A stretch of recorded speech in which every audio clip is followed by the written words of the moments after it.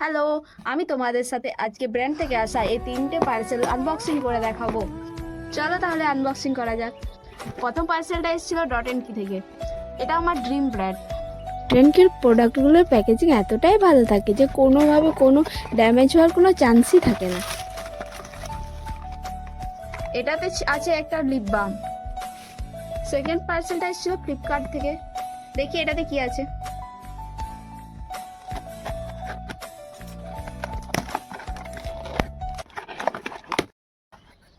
এটাতে আছে একটা সানস্ক্রিন। পার্সেলটা কোথা থেকে এসেছিল ঠিক একটা মনে নেই। দেখি এটাতে ভিতরে কি আছে।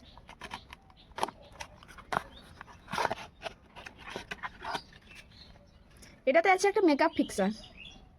তোমরাও যদি আমার মতো পিয়ারে প্রোডাক্ট পেতে যাও তাহলে আমাকে কমেন্ট করো, আমি তোমাদের বলে দেবো কিভাবে পিয়ারে প্রোডাক্ট পেতে হয়।